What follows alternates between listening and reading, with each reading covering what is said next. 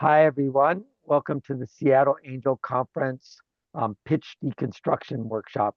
Today is the last workshop before we go into the 28th cycle of the Seattle Angel Conference. So we're going to provide some feedback for people on their pitches and see how that would go. The format of it is 1 minute pitches for everybody that raises their hands, and then we'll do generic feedback, and then we'll vote as a group for which companies we want to have pitch, and then we'll give more specific things. I want to bring Elaine up here. Elaine is one of our stalwart supporters of Seattle Angel Conference. Elaine, would you introduce yourself and tell folks a little bit about yourself? Yeah, very happy to, John. Thank you so much, everyone. So happy to see you here. My name is Elaine Werfley, and I am a 25-year veteran of Microsoft. After spending 25 years at Microsoft, mostly in the data analytics space, I left to go to create two startups and did that for a while. And my night job, so that was my day job, my night job became angel investing. And I have been with SAC since SAC 7. And since now we're doing SAC 28, that tells you I've been in more than 20 SACs. Yeah. I love being able to meet with early founders and help create early funders. So love to, my role here today will be to listen to your pitches and give you some feedback as an early investor who I can't tell you has seen probably way more than 1,000 pitches by now. Yeah, absolutely. Thank you so much.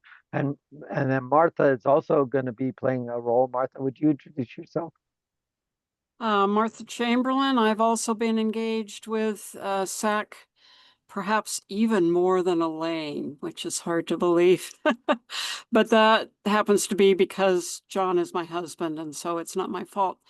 Um, so I've invested in about 70 companies. I think I've also seen it on the order of at least 1,000 pitches, and I work with startup companies from around the world and try to help them move faster and better, and so that we can all be more successful.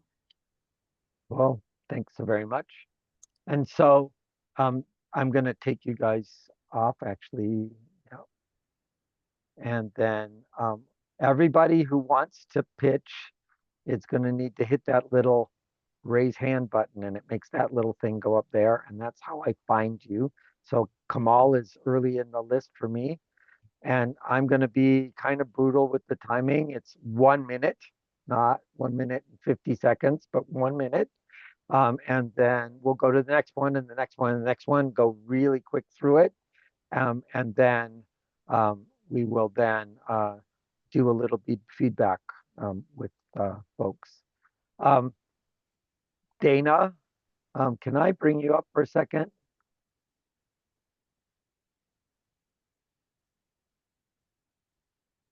Uh,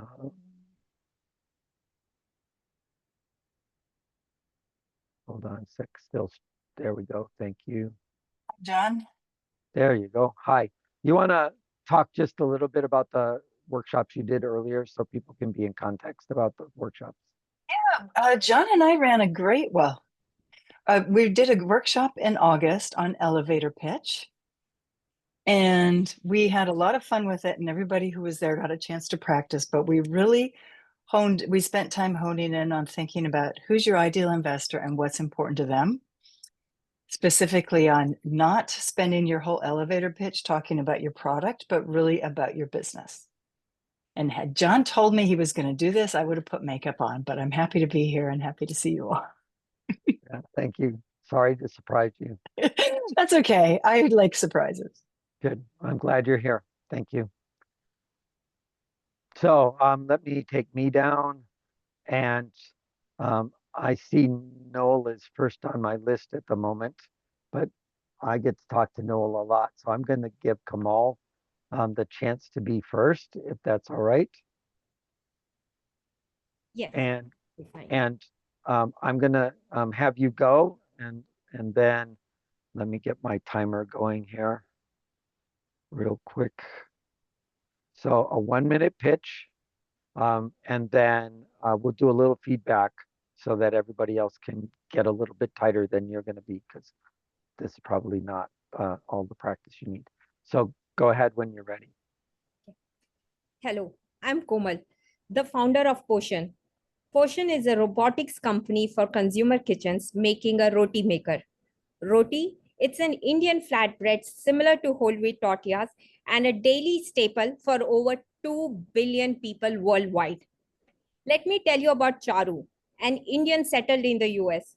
She is a busy mom juggling a thriving career and a happy family. However, every evening she faces a dilemma.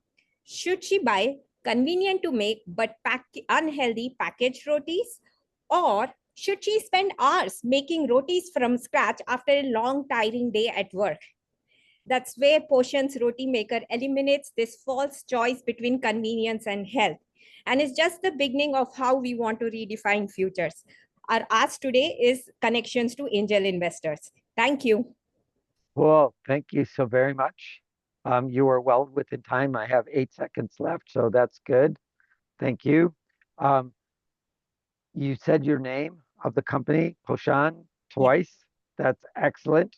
And you had an ask at the end. That's also excellent. Um, you didn't express how you were making money. Were you selling the product, or are you selling consumables? Okay. Well, selling a product, and we are still developing a prototype. So we are a very early company. Yeah, so helping to know the stage helps the angels a lot, as well as what kind of business model you have in mind. So that's good. Thank you very much. I really you. appreciate that. Noel, I'm going to bring you up next. Okay. Go. Hello. Do you love the cozy warmth of a wood stove? In the winter, it's a great feeling, but what you often don't see is the pollution it creates. Smokeless chimney is a smart technology that delivers clean, substantial warmth starting right in your home. Traditional wood stoves produce a lot of smoke and particulate matter that both your indoor and outdoor. Our solution is a set of devices that uses a proprietary sensor to measure the smoke levels in your home and adjust it in real time. Think of it like a smart thermostat for your chimney. This isn't just about reducing a little bit of smoke. It means a significant reduction in harmful pollution, creating a healthier environment for everyone. Our technology operates your stove at peak efficiency. You will use less wood. We are making sustainable warmth a reality for every wood stove household. We're building a cleaner future. Do you want warm homes and clean air for everyone? Okay, thanks. Oh, now I got to figure out how to get this thing to stop. There we go. All right, thanks, Noel. Grace, you're next. Hi. Do you know Hi. that 1 in 5 people, living with hearing loss, yet over 90% of them are not using a hearing aid? Mainly because that hearing care is expensive, complicated, and fragmented. The global hearing care market exceeds 32 billion by 2032, but pharmacy and clinics struggle to serve this demand efficiently. Consumers are lost in a maze of devices, brands, and sales-driven advice. Hearing Action is a SaaS platform that turns pharmacies and clinics into digital hearing hubs. Our patented AI hearing follower and proprietary algorithm analyzes needs, recommended the right device, and delivers ongoing rehabilitation, all in one simple interface. With 28,000 subscribers and early B2B customers from Japan and Hong Kong, we are starting a POC project with University of Pittsburgh to unlock a recurrent SaaS revenue stream, tapping a 16 million ARR potential in the US alone and 300 million ARR by 2030. We've just started our pre-seed round to raise 1 million for product development and US market testing. I'm Grace, the founder of Hearing Action. Together, let's make billions here again. Great, thanks very much. Evelyn, you're next. I'm Dr. Lin Fang, co-founder and CEO of Vaccine Genie. Missing or inaccurate vaccine records cause delays at school, work, and in healthcare. Our secure platform instantly translates and shares those records in any language. Our freemium model employs paid upgrades and partnerships with clinics and other institutions to drive reoccurring revenue. We're already a trusted resource for the Washington State Department of Health. Our site is live and our app launches soon. Our team blends medicine, tech, and business. I'm a dual-boarded medical doctor with 20 years in practice and teaching here and abroad with degrees in public health and informatics. Our CTO, Ashaya, specializes in emerging tech, while our COO, Sean, is a serial entrepreneur experienced in sales, marketing, and design. We're the right team with the right product at the right time. We're raising $500,000 to complete the platform, scale marketing, and expand our partnership. We hope you invest in us. Thank you. Cool, thanks so very much. Russ, you're next. Hello, I'm Russ Jones, CEO of Private Fleet Net Zero. Private fleets, think of Walmart or Sherwin-Williams trucks hauling their own freight, are nearly half the trucks on the road, and 80% of their backhauls return empty. In just one quarter, we've onboarded dozens of fleets, thousands of lanes, and tens of thousands of trucks.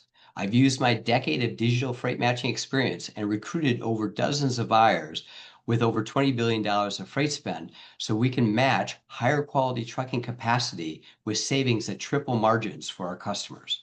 We're at beta, multi-patent pending tech, $140 billion domestic market, cash flow positive within a year, charging marketplace fees and SaaS fees. We're on a path. We'll save over 30 million tree equivalents. We have just $250,000 left in our $1 million pre-seed round. I'd love to tell you more. rjones@privatefleetnz.com. Cool, thank you so very much. Kevin, you're next. Study shows that one miscommunication between designer and client can waste 100+ hours on the project, costing the industry millions of dollars lost in construction errors every single year. I'm Kevin, CEO of Dot Brand. We've built an AI-powered online agent that streamlines designer-client communication. Instead of long, unproductive meetings, our conversational AI clarifies clients' needs, generates text-to-image design proposals, and delivers a professional project brief within minutes. Since launching in January, we've already acquired 35 paying design firms and generating over $120,000 ARR with 0% churn. Now we are raising our seed round and seeking strategic partners in the US to accelerate expansion in this massive market. At Dot Brand, we close the gap between vision and contract, turning weeks of visit time into minutes of clarity. Cool, thank you so very much. Bob, you're next. Hi, I'm Bob Zakowski, founder and CEO of Custom Sleep Technology. Everyone on this call tonight is going to go to a bedroom and lay down on a mattress. That's probably a generic mattress. At Custom Sleep Technology, we utilize engineering, biomechanics, and AI to design personalized sleep systems, designed specific to your body characteristics. Why? Because getting high quality sleep is by far one of the best things you can do for your health and wellness. CST was founded in 2018. We have 3 patents. Our latest patent was issued in May of this year. We are revenue generating. We have other technologies such as body scanners. We are now looking for investment funds to grow our company with partnerships, license agreements, and affiliates. So tonight, when you lay down, think about a mattress that's designed specifically to your body, how better you might sleep. Well, thank you so much. Webb, you're next. Hi, I'm Webb, founder and CEO of FlowDrop, the world's most intuitive workflow builder. We're a pre-seed and pre-revenue SaaS company. On a train ride back from a trip, I was building a workflow using 3 different tools and AI. I was copying and pasting all over the place, juggling tabs, and thought there has to be a better way. I was thinking, why can't I just build a workflow by chatting? All these apps are doing this nowadays. The field tools that exist are not built for this. They're expensive enterprise platforms, and so I started building FlowDrop right there on the train. A month later, I brought on my co-founder, John, a friend from high school. We always dreamed of starting our own company. Back then, we were just kids, but now we're pros. We hit the ground running, and 3 months in, our MVP is polished. Our product is essentially ready to use, already in people's hands. We're just buttoning up the shirt before launch. We noticed that we're targeting a massive opportunity at the intersection of AI tooling, workflow automation, no-code platforms, a combined market growing over 10% annually, worth hundreds of billions. FlowDrop makes building automation as easy as sending a message, and we believe it's the future of how everyone, not just engineers, will work. We're raising $500,000. Let's build this together. Cool. Thanks very much. Sasha, you're next. Hi, I'm Sasha, CEO of Dialed Motivation. We are a consumer mobile app that generates personalized, music-driven cinematic speeches to get you from I can't to I got this in 60 seconds. Our product is in the mental wellness industry, and we're targeting career-oriented, busy individuals, young professionals, and students. This makes up around 20% of the population, and these people are tech-savvy and they're actively seeking out digital mental wellness tools. Globally, this is around 10 to 20 million people who are actively already paying for tools and our target market. The current solutions right now are meditation apps, chatbots, or content platforms like media. All of these require too much time or consistency to really address in the moment moments of anxiety and stress. And we are offering ourselves as this emotional intervention for users who are living stressful, busy lives with constant chaos. Our vision is to be the go-to platform for people who want to feel better now. Thank you. Well, thanks. Chris has to turn on his video. Chris. Oh, I'm next. All right, great. Well, you're next. All right, my name is Chris I'm doing down inside the chat telling people you're next. So if you're not paying attention to your chat, please do. And go ahead, Chris. All right, sounds good. My name is Chris Dombrowski, and at Sunlight on Demand, we recognize that we spend 90% of our lives indoors, and poor lighting is fueling a $400 billion sleep crisis. Yet traditional ROI models overlook fatigue, sleep disruption, and cognitive decline, costing institutions billions.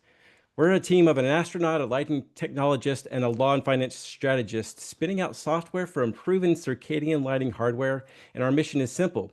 Bring biologically intelligent lighting into every building that matters: hospitals, care homes, schools, and more. Our software plugs directly into tools already in use, embedding science-backed circadian lighting protocols right into the design and procurement workflow. That means each project becomes a revenue flywheel, generating multiple distinct licensing opportunities. Lighting may represent just 1% of operating costs, but people account for over 90%. When we are seeking $2 million in seed capital because good lighting is no longer just about energy efficiency, it's about human resilience, productivity, and care outcomes. That's what Sunlight on Demand delivers. Well, thank you. John, you're next. How's it going? My name's John. I'm the co-founder of FlowDrop. I'm a software engineer with a decade of experience at companies like Capital One, Meta, and Apple. FlowDrop is an AI-first workflow builder built to tightly integrate with LLMs from the ground up. The big problem with traditional workflow builders is that it's time-consuming and tedious and requires a lot of prior knowledge. With FlowDrop, you can generate, change, and deploy workflows with natural language. FlowDrop also avoids the bring your own API key model, which our competitors rely on. It's easy for the company, but difficult for the user. With FlowDrop, you can generate a workflow, get told what integrations you need, and connect them with just a couple of clicks. Traditional workflow builders have millions of users worldwide, and AI automation is projected to grow 35% year over year. Now is the time to disrupt these legacy tools, and our product is going to benefit from the rapid growth of AI. Software and automation is no longer just for engineers. We are positioned to make automating web tasks as easy as chatting with a friend. Well, thank you. Catherine, you're next. You're unmuted.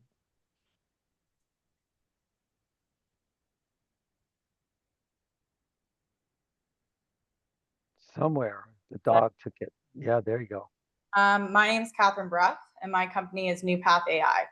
We are developing an all-in-one AI-powered wellness app for people aged 16 to 40 who want to improve their mental health, their physical health, and live their best life.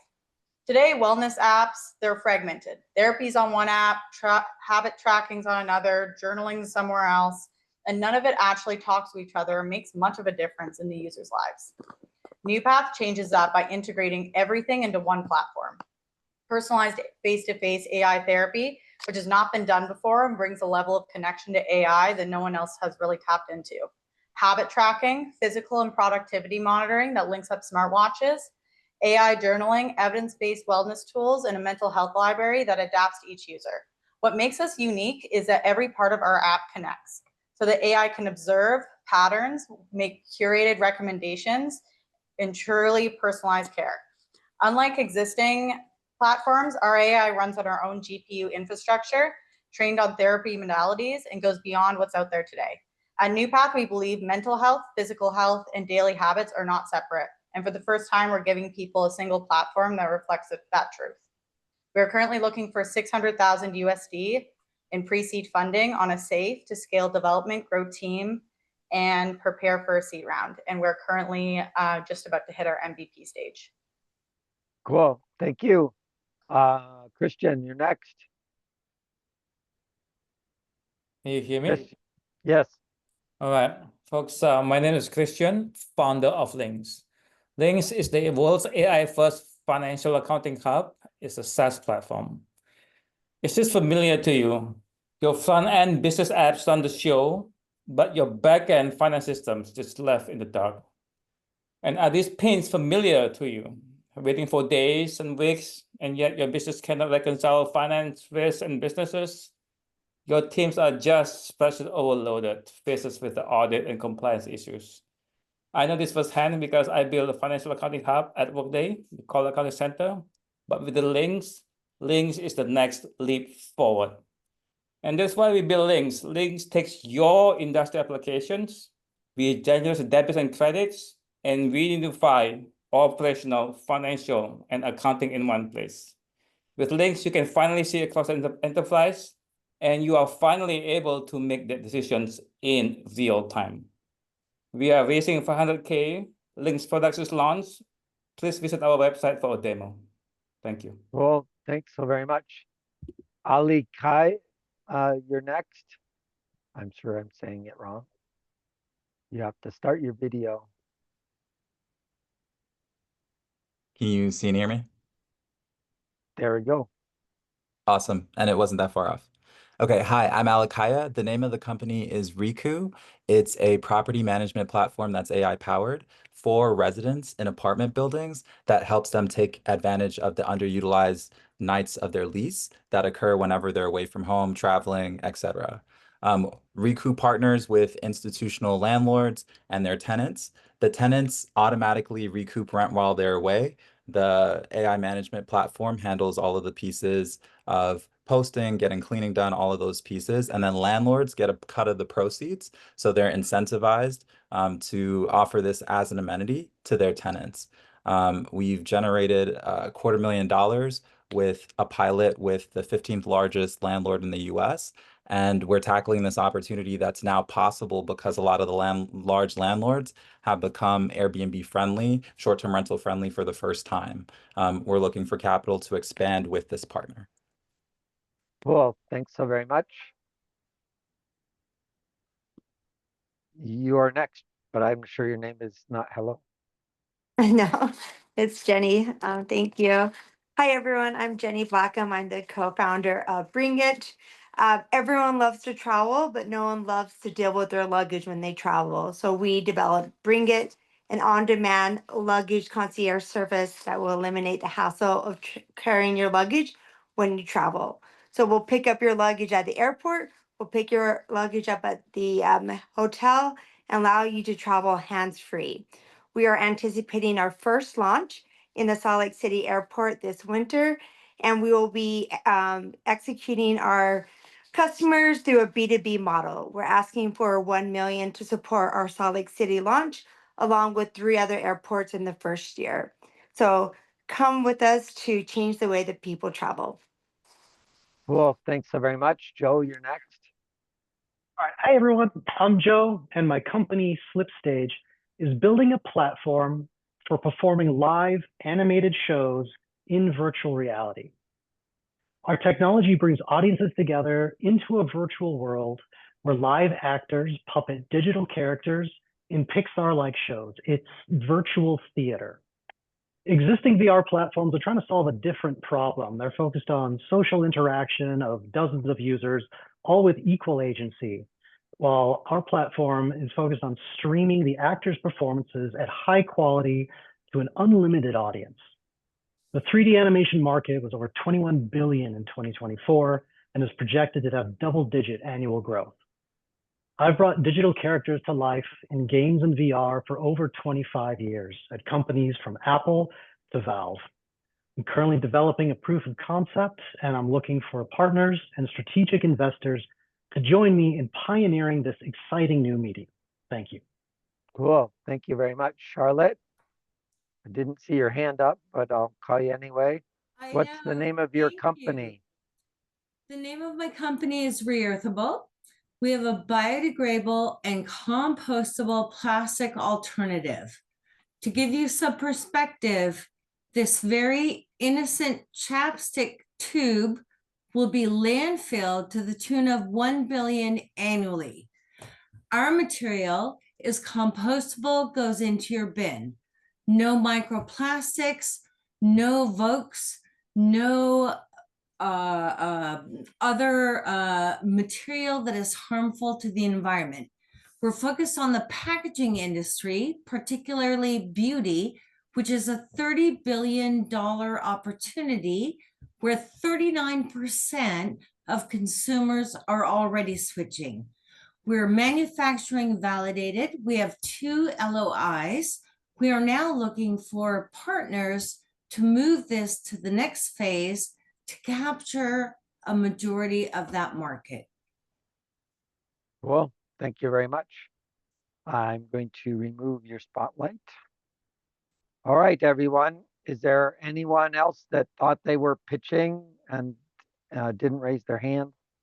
Yeah, Joe, you got to hit the little button, right? Yeah, all right. That's fine. Here, let me spotlight you. All right, Joe, go ahead. All right. I hit the button several times, but the hand wouldn't come up. All right. I'm Joe Busby. I'm CEO and one of the co-founders of Global Sustainable Products. Everyone knows that everybody creates biodegradable waste. Every animal creates biodegradable waste. Every plant creates biodegradable waste. In fact, to the tune of averaging 5 pounds per day for every human, plant, or animal in the world. Well, so this is a problem that just keeps growing as world population, animal population grows. The problem is, just say that if you read in the paper, they're going to put a landfill next door or right down the street from where you live. And the first thing you think about is, oh my gosh, the smell. And the buzzards circling it, the rodents running in and out of it. You're on a well and not the public water supply, so you worry about your leachate getting into your water supply. This is caused by biodegradable wastes that are in that landfill. We've developed a process where we can convert any biodegradable waste into 100% biosecure feed or fertilizer with a 17-second mechanical process. All right, thank you. So, any last minute pitches that want to raise your hand? I have to have your video on if I'm going to see your hand. No? All right. I am seeing none at the moment. So, Martha, I'm going to spotlight you, and Elaine, I'm going to spotlight you. Would you guys like to provide some feedback?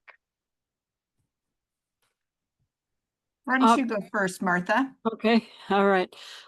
In general, make sure that you are pitching to investors. So you're not pitching your company, or you're not pitching your product, you're pitching your company. So you want to make sure that you are talking about what traction you have, who your customers are, what kind of income you might have. Most of you were really quite good about what you were asking for, so that's good. I also like to hear about the team, because the team is one of the main reasons why I think you're going to be successful or not. And so it's good to hear about the team. So make sure that you're talking about your company and your team, and then the ask. So really quick on what your product is, what's your traction, how much income do you have, that sort of thing.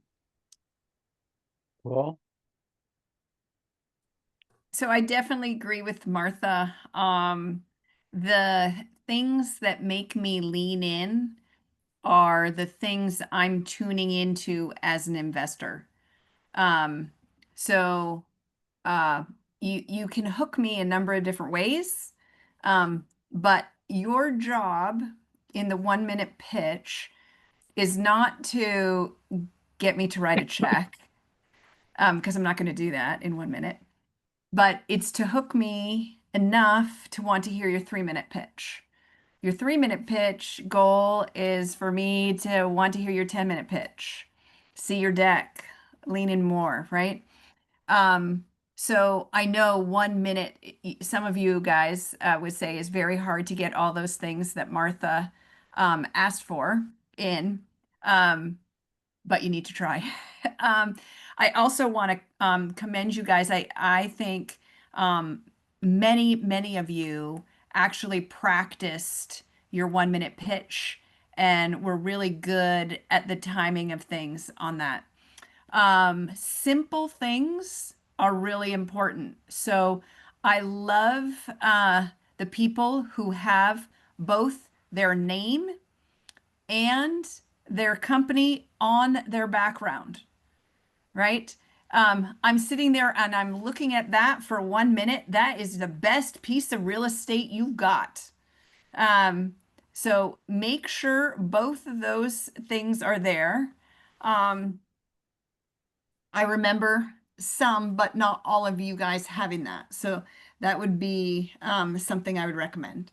The other thing, and actually it is super important to think about, is what do the investors want to hear?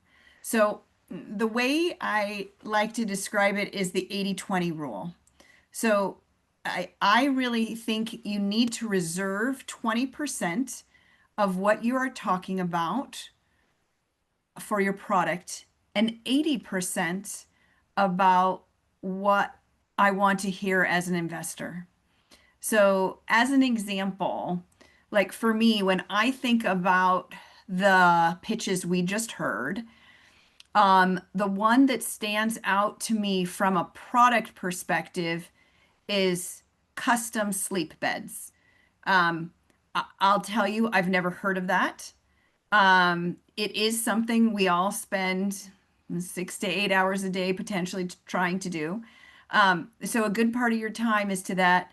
And from the product perspective, I'm interested in hearing more. But it didn't take that long for, let's see, who was it? Okay, I don't have the name. So there you go. Bob. Bob, it didn't take Bob that long to be able to get me on that. So then the next piece is I need to understand why you are unique. Catherine of New Path actually did a good job of very quickly sneaking in what makes New Path unique. Really like that. Leaning in. Why do you stand out? John will say over and over again, everybody's job during these pitch kind of competitions is to be, John, what? A purple cow. Compelling, yes, remarkable. Something that stands out from that perspective. And so knowing what makes you unique is one of those things I lean into and want to hear. There is also something that Catherine said there is that they're currently hitting their MVP stage. So it really helps me to understand where in the flow you are. Also, I think Kamal told us that she was for robotics for Roti in early prototype stage, right? Knowing where you are in that stage helps. And I'll tell you, you might feel compelled to do it, but in a 1 minute pitch, telling me how much your round is and what you need, I'm not there yet. So for me, you're wasting your time because I'm not ready to write the check. I'm not ready to do due diligence for you. So you have to hook me first on, like, let's talk about, do you generate revenue? If you're not generating revenue, do you actually have letters of intent? Do you have customers who have signed up and are waiting on a wait list, right? Martha talked a little bit about traction, and every one of you has some kind of traction, revenue or not, but you need to kind of set that traction forward because traction is super important to kind of say, hey, week over week, how are you making progress? Because we are buying into the fact that you can make that progress. So being able to create this view that your progress has already started is a lot easier than trying to convince us that you can make progress moving forward. So I'd say those are a couple of highlight things. Martha, anything else you might add, given that? If I can manage Zoom. I do like, yeah, yes, I think you're right.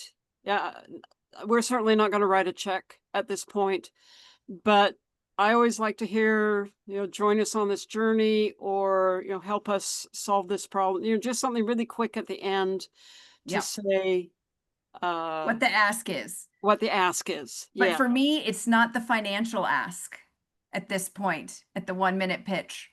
I don't want that. It's a bit early. It is a bit early. It's a bit early. It's a little bit worse than a bit early. If Yeah, we're I was in- waiting. if I was we're waiting for you, John. Yeah, I see, I was was waiting waiting for for you. you to explain too. Yeah. So Do you have an opinion about this, John? yes. So when you are raising money as in an angel round, you as a startup need to talk to your startup lawyer and decide which exemption you're using as a mechanism of getting funding. And if you're using Reg D 506C, then you take on a bunch of responsibilities for proving that we're angels and you can talk wherever you want about it. But 95, 97% of angel investments go through Reg D 506B, which is private solicitation, which prohibits general solicitation. And a public meeting, such as this one, is a general solicitation because maybe there's somebody in the room who thinks you're asking them for money and they're not accredited. So in Reg D 506B, you have to be accredited. There's a couple of weasel words around the bottom, but really you have to be accredited to invest that way. And if an unaccredited person comes in and you've done a general solicitation, you can blow up the deal. So don't ask for money except in private scenarios where you know everybody in the room is in the right context and it is an invite only room essentially.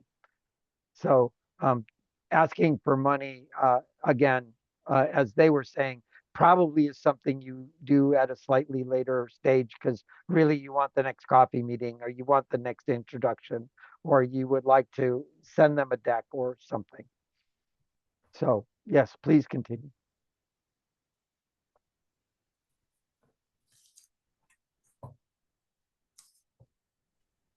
So at this point, I think, I've been looking at the chat and it says you can't possibly do that in 1 minute. You can't do it all, but if you can say one really quick thing about your product, what it is, what we are the Chat GPT for beds. I don't know, whatever it is, something like that. And then talk about really what I want to hear about is your traction. What have you got? How much money, how many paying customers, where are you in the process? In the next 3 months, we plan on growing like this or whatever like that. And then again, I like to hear about your team. What do you think about team, Elaine? Oh, team is super important. At this round, I do think kind of short, but there was one or two people who did talk about team. I would say one of the things I'd like to know is, hi, I'm a solo founder, or we're co-founders, or we have a team of 5, you know, with the, you can quickly say with X number of years expertise in this space, boom, right? Just to make sure we understand, you know, you just didn't read the Chat GPT guidelines for Chat GPT 4 and you're trying to do some kind of thing for Chat GPT 5, right?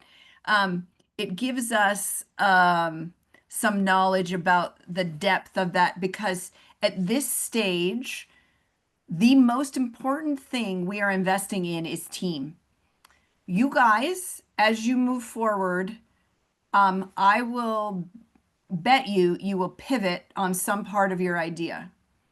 So your team is really the core thing we're betting on, and the product or the idea can change much more likely than the team will. And in fact, if you don't pivot, you probably have the wrong team. I know some companies are a bit nervous about saying, yes, we pivoted. But to me, if you pivot, that shows that you recognize that you were going down the wrong path, and you have the maturity as a team to say, okay, this is wrong. We're going to move forward. It's also really good to know if anyone on your team has done a startup before. That's really powerful experience. Very true. Very true. Great points, Martha.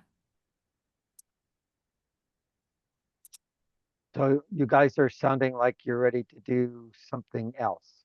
Am I reading you right? It would be great. I would say if anybody had any just quick questions at this point, before because I think the next thing we're going to do is vote for Voting. Yep. the 2 or 3 or however many you've decided. We want to hear 3-minute pitches. Yep. Yeah. So anybody have any questions about anything before we do the vote? I had a quick question around the team piece, right? Yeah. So I think that I'm a solo founder. There are a couple other folks on the team. I went to Yale for B school, so the folks that are on the team tend to also be Yaleys at any given point. I don't know what the, like I love the guy who's like, oh, we're our team of an astronaut, of this and of that. But I'm just trying to think about what's the best way to encapsulate team? Like, what are you looking to find out about, especially when, it's probably going to get a sentence out of the pitch. So it's going to be rather quick. Yeah, what's most compelling? I'm looking for Go. sorry. I'm looking for some diversity on the team. So you've got, I hope, a marketing salesperson, maybe a tech person, someone who has management experience, something like that. And yeah, the astronaut, I mean, that's really powerful. Not everyone in the room is an astronaut, though. So maybe you've got other experience that could be useful. Again, looking for diversity. Ideally, you've got like a woman on your team or something like that. So someone who can bring different experiences, and it shows that you as a team have come together and can bring what you need in order to be successful. Now, if you're a solopreneur, that doesn't mean that nothing can happen. A lot of times there'll be like one person who is really leading it, but perhaps you draw on other people to support you. You can also say, I've put together this SaaS app, and what evidence do you have that you can do this? If you're alone, then I want to see that you can actually attract customers, who your customers are, and that you can get income. Thank you. And I mean, Usually on the team slide, that's easy, but particularly in a case where you're not, it's not that there's not someone else on the team, it's just they're not a founder level person, so it feels weird to kind of, yeah. Yeah, that's okay. I don't mean to do all the talking. Did I you would wanna- say for me though, Martha, it's interesting. I want to know who your founder team is because that is your management team you're leaning on. And if you're a solo founder, I have a different set of questions for you than if you have co-founders. If you have had one startup before, whether it went anywhere or not, I have a separate set of questions for you than if you hadn't. If you have depth of knowledge and experience within your vertical, again, set of different questions. So, where have you worked before you decided to be an entrepreneur? So, will I recognize the name of NVIDIA if you've been working there? Yeah. So, there are certain things that are good name drops and different things to let us know so we understand team strengths. The thing to remember for you guys is that all of your teams, I don't care if you have an astronaut on them or not, are going to have weaknesses, right? And what we want to do is to make sure you know and you understand and you are strategizing on how to plug the holes and in your team. If you are blind to the holes in your team, that is the biggest issue. So Kamal, you have your hand up. Yeah, I was curious about including the opportunity size, right? These are so many diverse fields. Do investors like to hear how big is this opportunity independent of what percentage like this startup can capture of it? Yes. Especially in the 1 minute pitch. Market size. Yes. So the market size is one of the things that helps investors lean in. The reason they want to know quickly is what's the market size? What do you think you can capture? So they understand the upside of your potential. Because really, from our side, we want to understand what potential return we might have for our investment. If it is a very small market, even if you're going to take a large share of that, you're probably not a good investment for somebody who wants home runs, right? Yeah. So again, this journey for you is to find the right match between yourself as an entrepreneur and the investors that are investing into your company, right?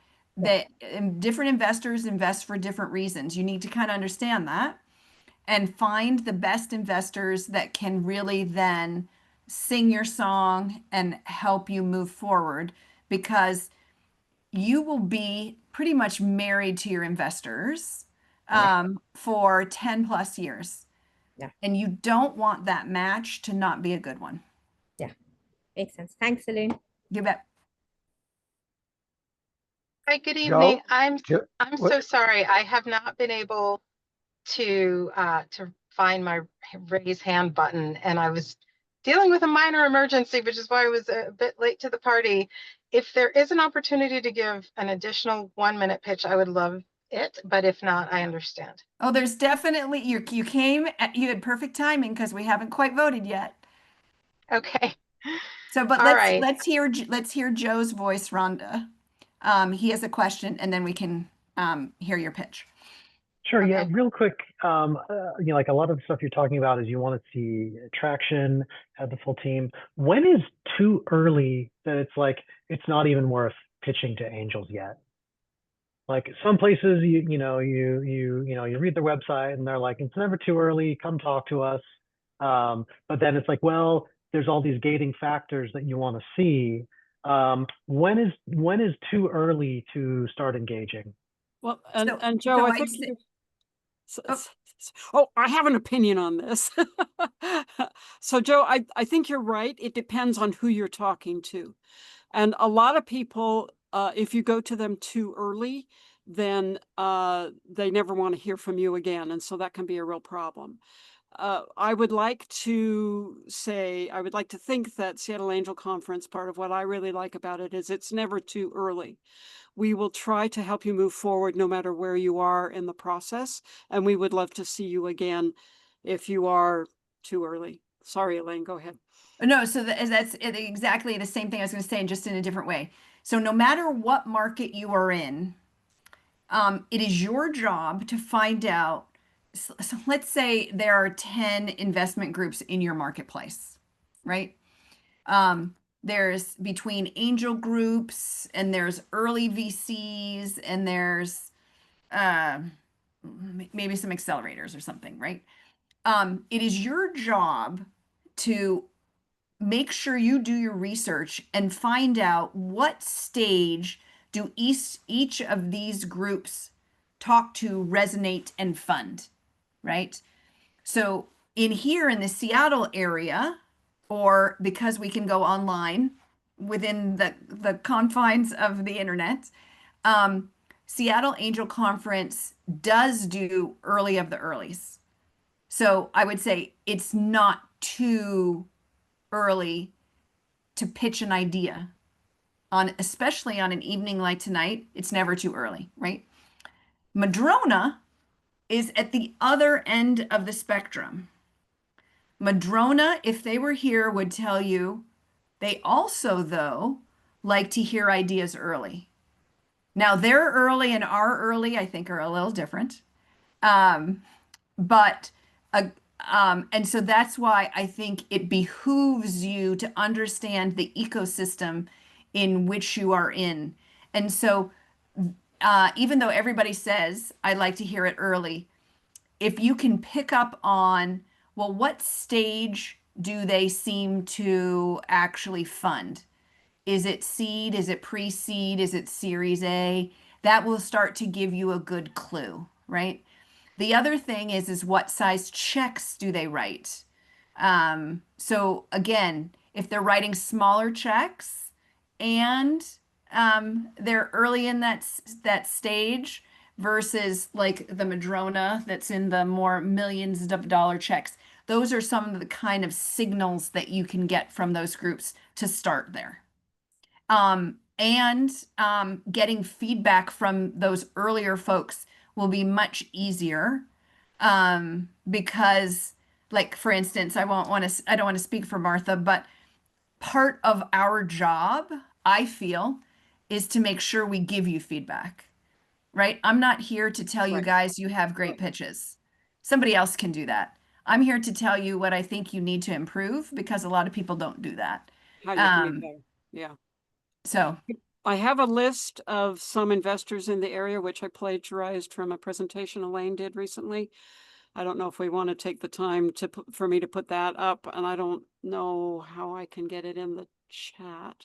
Maybe I'll try to get it into the chat, but it shows a range of which groups invest and how much their investments are and how they invest, the process. I think her talk is up on the YouTube channel. Maybe you could find that.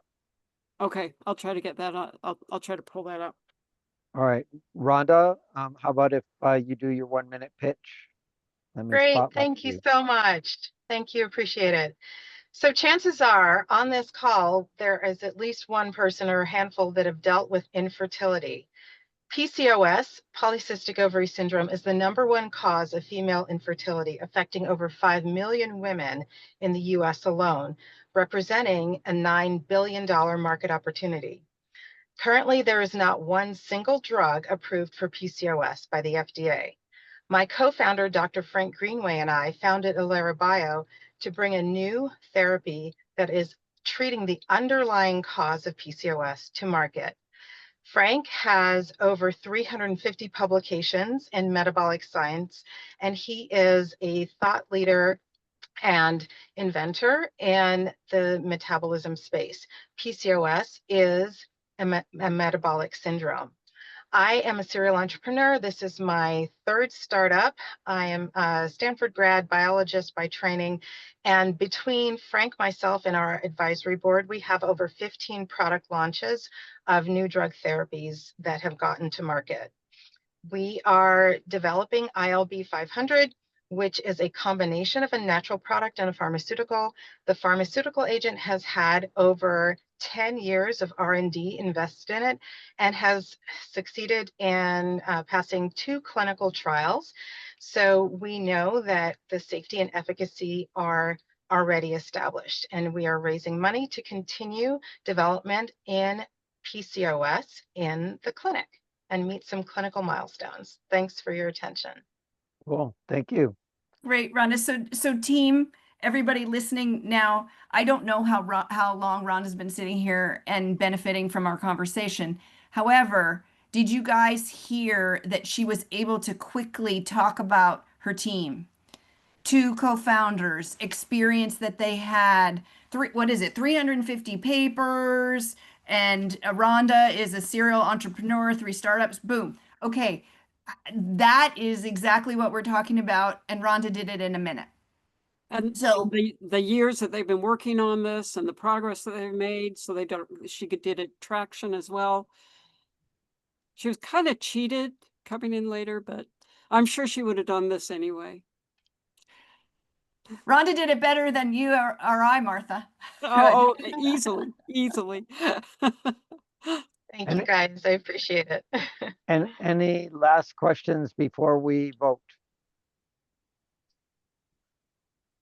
Okay, I'm not seeing any. So there's a form. If you would go in, please vote for 3, and then we'll go through and see which ones end up getting the most votes. Should be relatively quick.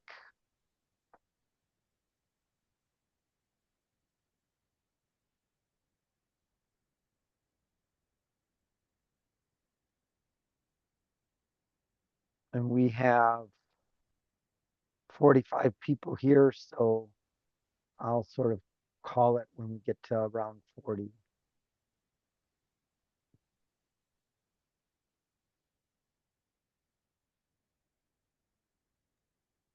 The problem is we wrote down founders' names, but the voting is by company name. Well, everybody's name in the thing is updated to include their name if I remember to do it. Rhonda's the only one I didn't get. My company is Elara Bio. Thank you. Yep. Where are you, Rhonda? There you are. So it's always good to go into chat or into Zoom and make sure you have your company name. I was just happy I was able to get onto Zoom at all tonight. It's been one of those nights.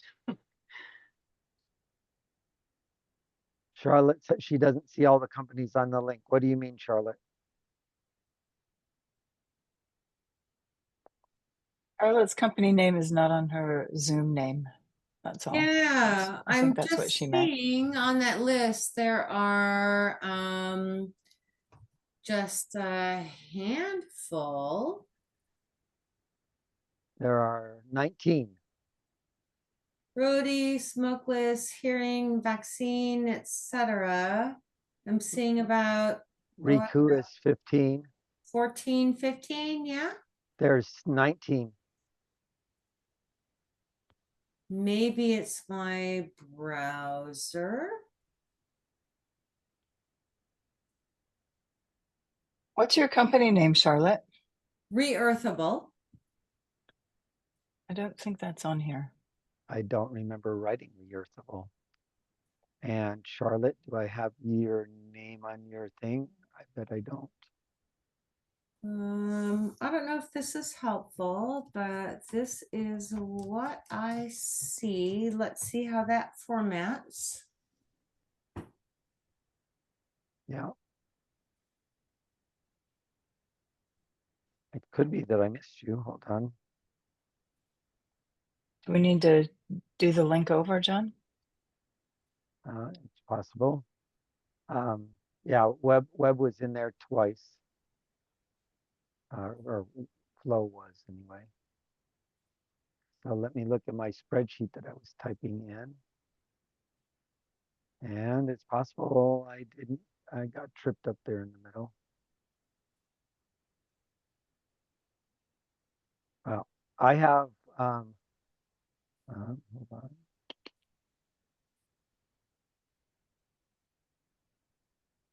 I have 26 responses at the moment. Well, do you need to do a new forum? Wait, Since... no, I'm not going to do a revote. Hold on a second.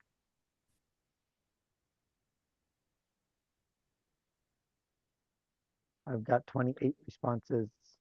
I'm expecting there to be 40 some, close to 40. Is anybody, all those people that are pausing and not voting, could you raise your hands? Yeah, right. So yeah, I'm still expecting near 40.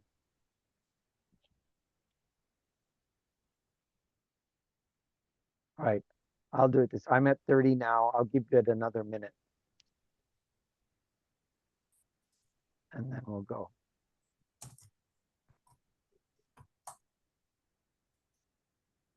And I'm sorry, Charlotte, that I missed you. I would like you to give the 1 minute or the one sentence, this is who we are post. But you know, just say right now what Reearthable does. Right. So, Reearthable, biodegradable, compostable plastic alternative to 91% of plastic that is being landfilled right now, equipment existing, and focused on beauty where 95% is landfilled. $30 billion business opportunity. Yeah, not one sentence, but all right. So now everybody, please raise your hand by hitting the raise hand button if you would like to hear Charlotte pitch.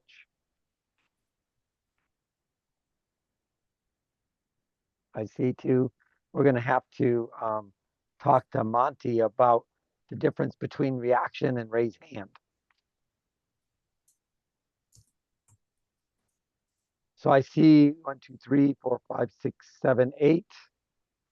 And we'll show where that goes in. All right. Into the list. And then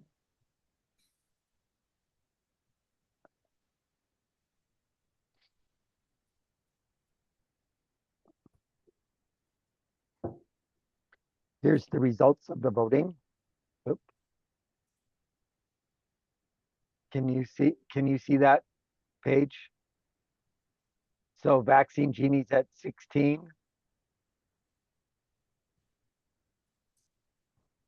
Customer Sleep Tech's at 13. And Ilera Barrow is 15. So I would call those the 3. Vaccine Genie, Customer Sleep Tech, and the next is at 6. So Charlotte would be at 8. So still half of most of these. So we'll just do 3. And we'll go with those 3. Let me write that down.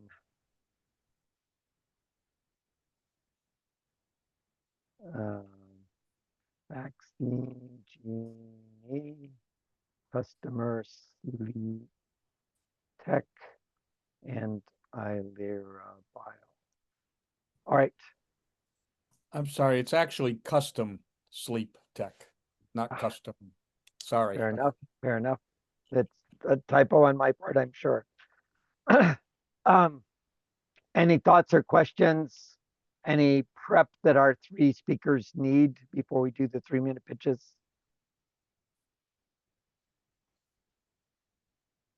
All right, I'm hearing nothing. So we're all 100% ready. So Vaccine Genie, who is that? Am I able to put on a pitch deck? Yep. Okay. Evelyn's going to be speaking, but I'm going to be doing the pitch deck if that's okay. Sure, let's see if it works.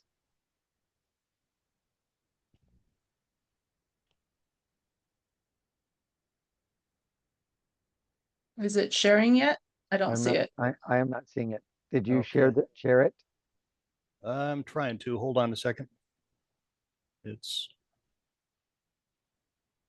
working on it.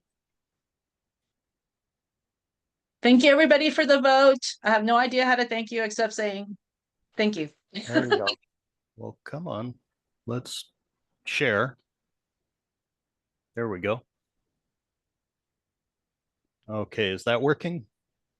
Give it a moment to get through the network. There you go. You're not in presentation or slide. The presentation. There you go. That's a good answer. Ready to go when you are, Evelyn. Hi, I'm Dr. Evelyn Fang, co-founder and CEO of Vaccine Genie. Missing or inaccurate vaccine records cause delays at work, school, and in healthcare. In my 20 years in practice and teaching here and abroad, I've lost count how many times families have presented with incomplete, untranslated vaccine records to my staff. It lit a fire in me to figure out how we could build something better, something easy, something universal that could help anywhere, and that was the genesis of Vaccine Genie. Our secure platform uses AI vision and language models to automatically upload and translate vaccinations records from any language to any language. The result can be securely shared with anyone you want, any way you want. Humanity needs this tool now. Administering even more vaccinations against new threat is our future. Despite everything we've learned and have already built during COVID, we are still not ready. We estimate that this is a multi-billion-dollar market to fill this need. There is more than large enough to support a robust market expansion across multiple initial beachheads. Our freemium model employs paid upgrades in partnership with clinics and other institutions to drive recurring revenue. We already have a trusted resource partner with the Washington State Department of Health. Our site is live and our app launches soon. Our initial launch strategy targets special constituency who need this service and expands to local institutions with the same needs. Later, we'll target larger clients at the international level as our growth takes off.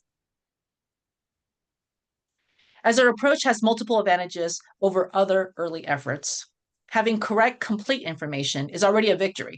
The Vaccine Genie also generates a range of ready-to-use submit forms for school, work, or any other purpose our users need. We also offer official translation certification signed by a medical professional for an extra fee, of course. Our team blends medicine, tech, and business. I'm a dual-boarded medical doctor with over 2 decades of experience and advanced degrees in public health and informatics. This project is my passion. Our CTO, Ashea, has a background in cloud computing, AI, data analytics, and specializes in emerging digital health technologies. Our COO, Sean, is a serial entrepreneur experienced in sales, marketing, and design specific to health tech, and also advancing PowerPoint slides. We've had incredible luck finding and retaining great talent who believe in our project. The core members of our team have given us the talents to cover UX design, application development, and selling our product to the world. Our advisors have also guided us through the potholes and speed bumps and continue to help us with anything we need. We're the right team with the right product at the right time. We're raising pre-seed funding to complete the platform, scale marketing, and expand our partnership. We'll hope you invest in us. Thank you. Right on time. So Martha and Elaine, let me get you on stage. I'll let you go first, Martha. All right. Thank you, Evelyn. That was very nice. I like your background. You said, I heard market size. I heard your revenue model. I heard you go to market. Great team. I'm not sure I heard who's your sales marketing person, who's making the relationships in order to sell this. So our key marketing person is our serial entrepreneur and amazing slide advancer, Sean, our COO. That's yeah. me. Okay, and I think I just missed that. Did you say he also in his spare time when he's not doing the pitch deck? Yeah, I've got a background in sales, marketing, and design. It's okay. Okay. We'll eventually be hiring additional salespeople, but for now, yeah. So it's a two-sided market where you've got to have the health professionals and then the families who are using it. How do you address that? Because they are traditionally very difficult to work with. Do you see that as being a problem? I'm understanding you're saying how do we work with medical professionals because we're a pain in the ass? Oh, look at that. Is that what you mean? No, so you need to have both the medical professionals and in order for it to work, you have two sides of the market that you need to build up. You can't have a whole bunch of medical professionals on it and a whole bunch and then no families using it and be successful. You can't have a bunch of families using it and no medical professionals using it. You need both. So how will you approach that? So it came to my eureka moment is actually during a clinical UW clinical informatics class I took, where my professor said, you know, the underutilized person or stake in the healthcare, U.S. healthcare everywhere, is the patient. And so when you go to a provider, their goal is to write down everything that they did for you, partially for billing, but partially also to track. And so that if things don't go well, they know what happened. And because they're actually forced by an act of Congress, they have to share this record with you. They were dragged into it kicking and screaming. But now that we have access to all of this information, it's almost too much, right? I have patients who come in and go, wait a minute, so my chart in Swedish doesn't talk to my chart at UW and doesn't talk to my kid's chart at Seattle Children's. And I was like, no. And I understand they're all called my chart. But that's not our goal. So in healthcare, we're very much like banks. We're trying to keep everything secure. You guys have all heard of those horrific stories where Franciscan got this awful ransomware. And so, you know, keeping things secure and function is the health institution's, you know, big mandate. Actually, by law, they actually get fined if they don't. So the only part of the healthcare that can equation that can actually bridge accessibility and privacy is actually the consumer. So it's actually the family. So I am very appreciative when families actually print out their information, bring them in and said, hey, I was in Arizona, I'm bringing it in, here's our information, right? It's nice, but very few people do that. And so I have to turn people away and say, I'm sorry, I don't know your information. You know, maybe we'll just, you know, let's do a virtual thing next week so we can get everything done. It's a lot of waste. And of course, it's already 3 months to get in to see anybody nowadays.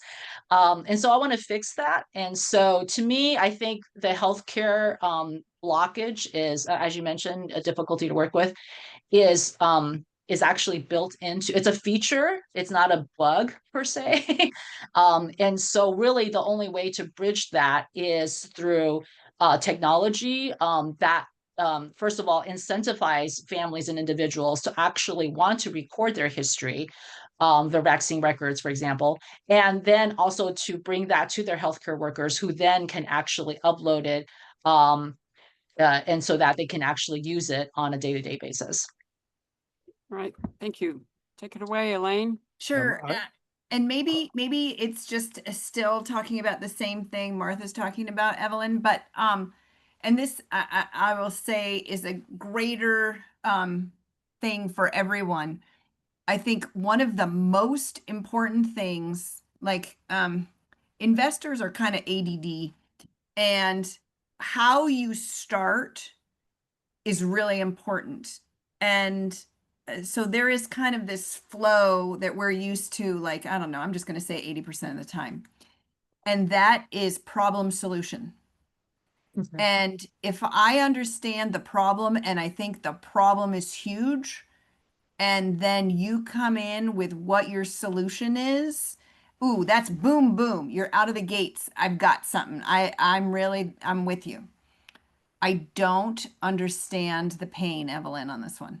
I am an avid vaccine getter, right? My vaccine list is very long on the number of shots I've had. right? For you. But I don't understand. But there's one I didn't have. Okay. So I go to my doctor. There's one I'm overdue on. So I don't know if your for the customer, if your thing helps me, if I put in all my vaccines, if it's going to tell me what I'm missing. I don't understand if I connect with you, you suck it in from my chart, and I don't have to do anything manually. I don't understand the huge pain point and the pain relief. And that has to be, gosh, 15 seconds. You got to narrow it down to be boom, boom. And I currently don't get it. Okay, that's good to know. We'll definitely work on. We did have a case. We kind of took it out for the 3 minute. But we'll go ahead and put that case back. It was kind of a usage case. You know, tourist came in, kid got bitten by a dog went away. You're kind of like, hey, you need to get rabies shots and tetanus shots. I don't know what's, and then their eyes are like this wide, the kid's crying, and you're like, oh, I'm sorry. Right. And and they're like, well, we know that that he's gotten this before, and you're just like, well, I don't have access to it. I mean, I'm just giving you my recommendations, and so we can put that case use in there, and that seems like maybe that would help. Well, so then really what you're kind of saying is it a health risk? Are we talking about critical care that can't be given at the time of need if there is not an easy way for parents to show that children have these 12 things, right? Or whatever that is. Like what is it? So sometimes, team, a story can be a great encapsulation because the story might be more memorable. Okay, so add a story in the beginning that's But- memorable. Right, but sometimes it doesn't help, right? So there's no one way to present it, but I'm just saying I could not follow because I was all the time going through, still stuck on the fact I still don't know what is the problem we're trying to solve here. Who's going to pay for it? How is it going to get fixed? So problem solution, really big right up front, that I think would be great for you guys to work on. Thank you. That's great. That's great feedback. Yeah. I need to move us on to the next pitch so we have enough fairness that we have people getting to sleep. Thank you so much, everyone. Now we have Bob coming in. Okay. Can I share my screen as well? Yes, you can. Okay, here we go. And we're going to put that in presentation mode. Okay, is that I see yes, that looks great. Ready to go when you are. Okay, so Custom Sleep Technology is a science-based company. It's a technology-based company that leverages biomechanics, engineering, and AI to build personalized mattresses. To the right here, you see a graphic. That is actually an AI-generated design based on body metrics that we fed the system or our algorithms. So the goal of every mattress design is to level the spine, minimize pressure, and allow people to feel the comfort of a product that is actually built for their body. We created, on a retail side, we're web-based, we're also retail-based. We created a concept called the Mattress Design Center. This is here in Connecticut, where we actually build the product to you when you come into the store. We use different components to test, to check your body's alignment, pressure points. This is unique in the industry. There are no other companies that do this as we do. I've got 24 years in the industry. I'm a former executive of Talalay Global, which is the producer of the Talalay latex, which was used in our mattresses. I've also worked with companies like Sealy, Simmons, Serta, Spring Air to help them design products that are latex material based. The problem is there is no personalized solution on the market, and people are constantly in search of a better mattress. All other mattresses out there are mass produced, so they're really you have to acclimate to the mattress. The mattress doesn't acclimate to you. So CST also developed what we call a body profile technology, where those metrics are gathered and then we run them through a series of algorithms to be able to build the mattress. That is the beginning of the solution. Sleep, delta wave, high quality REM sleep, this is where it really happens. Physical restoration, your immune system is fortified, your metabolic processes are regulated. From a cognitive standpoint, your neural waste is reduced when you get into stage 4 or stage 3 delta wave sleep. Here's simply an example. People on the metrics are on the left, the designs are on the right. We use a color comfort sleep system to explain what densities are being used. Our moat is 3 patents, 2 design. So the mattress designs themselves are all patented, along with the method of using body metrics to design the mattress.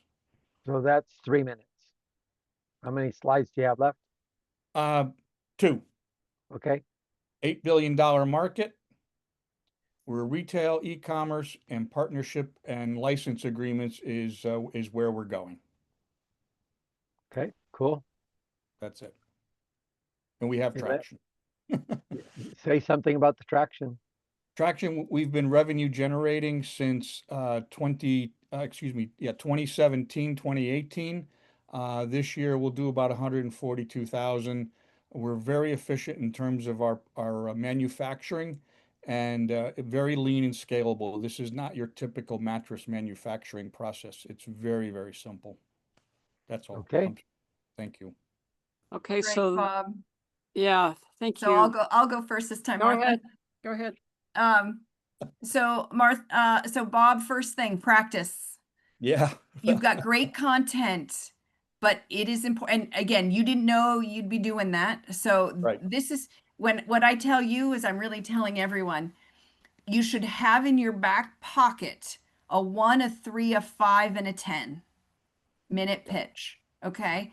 That you can come at any time. I love you had your slides ready and ready to go, right? But you need to be able to get to that traction slide. That traction slide is way too far in the deck, Bob. What did Martha and I both say we wanted to hear? We want to hear traction. What number is that slide in your deck? Yeah, it's not 3. Yeah. It's not problem, solution, traction. 14. Yeah, exactly. So move that up. You want to make sure you get some of those cool things out early. I love the concept. The concept is new, innovative. I love how I am drawn to color. So having a color system and being able to understand that kind of with the different densities and what you're talking about, that immediately resonates with me. So understanding that. And the first thing I would say is, oh my goodness, does that mean that you can have somebody come into your one retail place and a couple can sleep on both sides and you can make a bed for both of them? Two very independent mattresses in one design. So in one design. So to me, potentially many people that you're going to talk to are 2 different sleepers on the same bed. I would make sure you talk about that because that would again pique my interest a lot, right? Yeah, I see Kamal just raising their head right there. So we clearly understand the problem. So you just have to kind of zone into us and then understand the solution and move on. what do I think is great and unique about some of the things you said? The fact that there is a place that somebody could actually go to have this done, if you're so inclined, right? But you have not, from a business standpoint, created massive retail centers that are going to require inventory and all that kind of stuff. So that's super wonderful. I also am happy to hear that you're using some latest technology in order to kind of create your model. So here's what I have to say about AI. I am sure that maybe many of you, some of you, are using AI, but I've heard it a lot. So I need to understand what it is actually doing for you and how your company is doing it. And maybe I don't need to understand it in the 3-minute pitch, but I need to pull apart the people who say they're using AI and the people who are really using AI. So there is a definite real thing happening out there where companies that are not using AI are having a harder time raising funds than companies who do have it in the core of what they're doing. It is true. However, as investors, we're savvy enough to know that. And if you just say, hey, I'm using AI, and you're not really using AI, we will find that out in due diligence. Okay. I've had 25 years at Microsoft. So I've heard LLM, you know, machine learning. Okay. I am not, though, an AI expert.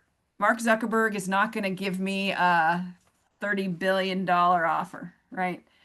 So there's something in between there that I know and don't know, but we need to make sure that you guys are doing the real thing on that piece. So this is not just for you, Bob. This is for everyone out there, kind of understanding where that fits. But so that last thing, I'm just going to say it again, is traction being super important. I would make sure that's your like 4th, 5th slide up there, because the fact that you are generating revenue, like we could just take as a quick raise of hands for people out there, how many of the companies today have revenue this year, right? And then we could see how many of those companies have had revenue for the past 3 years, right? So the fact that you're making revenue sets you apart from those that don't. It doesn't make you better, doesn't make you worse. It sets you apart on a different metric, right?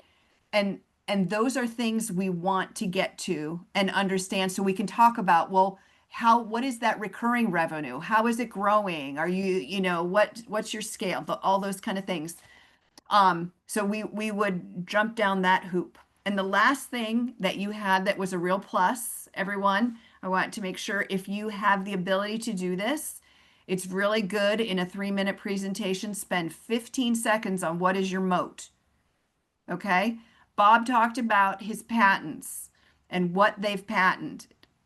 Everybody should have some kind of moat, but a lot of times it might not be a patent, but having it as a patent is interesting to know. And if you have it, you should talk about it, and you should talk about it quickly, because investors like to know that their investment is protected by, in some way, shape, or form, from others just coming in and doing the exact same thing.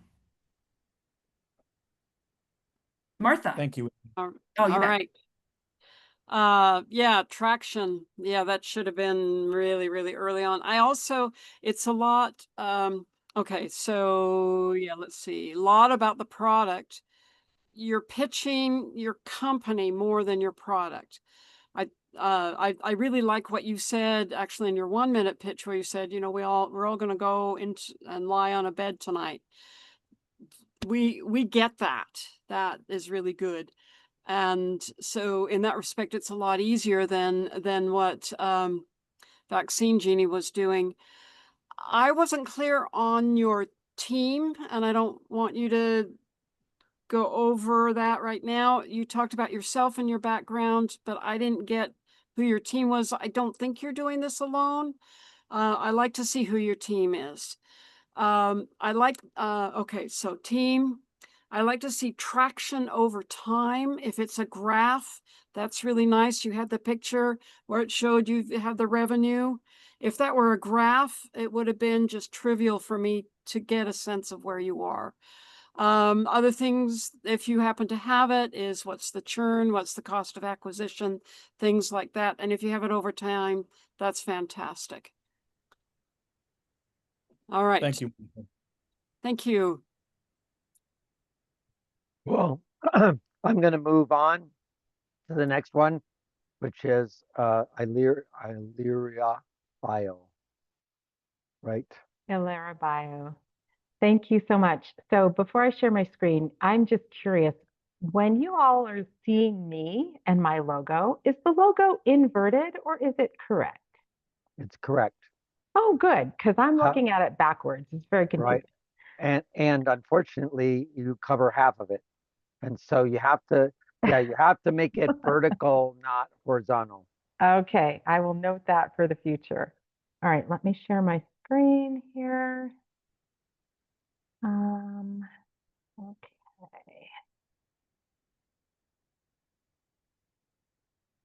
All right.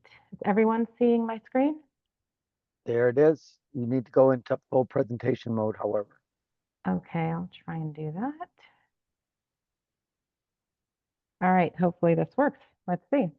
All right, good evening, everyone. Thanks for hanging out this late hour. As you heard earlier, I am developing a new drug for PCOS, and chances are there are one or more people in this audience that have had to deal, unfortunately, with infertility. PCOS, polycystic ovary syndrome, is the #1 cause of female infertility, affecting over 5 million women in the US alone. This represents about a $9 billion market opportunity.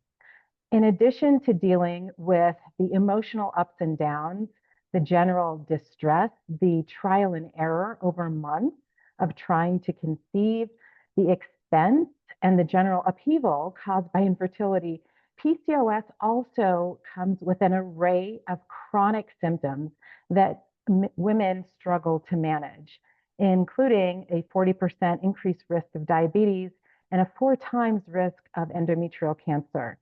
Most importantly, on this slide, you will notice that there is not one single FDA-approved drug for PCOS. My co-founder, and I developed founded Illyria Bio to develop and progress through the clinic a novel solution for PCOS that addresses the underlying issue, unlike the current things that are used today, which only try and piecemeal address the symptoms. My co-founder, Dr. Frank Greenway, is a key opinion leader and thought leader in the field of endocrinology and metabolics. He has over 300 publications and has been an advisor to Novo and Dexcom and many other leaders in this field.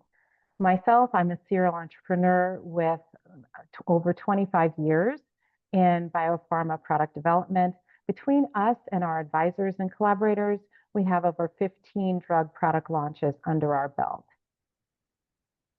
So our company has a pipeline of products, which is risk mitigating for investors. We are not just a one-trick pony. However, we are focusing on polycystic ovary syndrome as we believe this is the largest clinical unmet need. Our solution is ILB 500. This is a combination of a small molecule and a natural, generally regarded as safe compound. My co-founder, Dr. Greenway, has discovered that there is a synergy in combining these two, which together address the underlying cause of PCOS, which happens to be insulin resistance.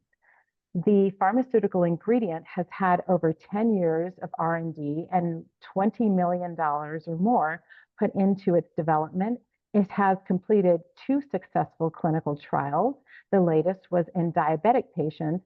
And interestingly enough, the endpoints that you see in diabetes are very similar to the ones that you look for in PCOS. Our strategy is, again, to do focused development. We have a pipeline, but we are focusing on PCOS to meet those clinical milestones. We are only developing products that have patent protection. Our PCOS product has 2 issued patents, and we will go to market with partners. So we are going to leverage the sales and marketing infrastructure of a larger pharmaceutical company who can also serve as an ultimate exit for us. That's 3 minutes. So how many more slides? 2. Okay. In terms of traction, just want you to note on this slide that there has been a lot of R&D work that has gone into this product, into the pharmaceutical piece of this product prior to our in-licensing it. And since we were founded last year, we've also accomplished some notable events that lead us to today. We are raising $3.5 million to hit our clinical milestones and round out our executive team. And we invite you to join us to bring the very first FDA-approved product for PCOS to market. Thank you. Cool. Thanks so very much. Martha, you want to lean in?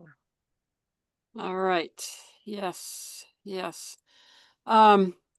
Nice presentation. I really like how you start by connecting with the audience, saying the probability that somebody's dealing with infertility, because that tends to be a silent struggle for a lot of people. And so reinforcing that, yes, this is happening. You probably know someone, even if they haven't said something about it.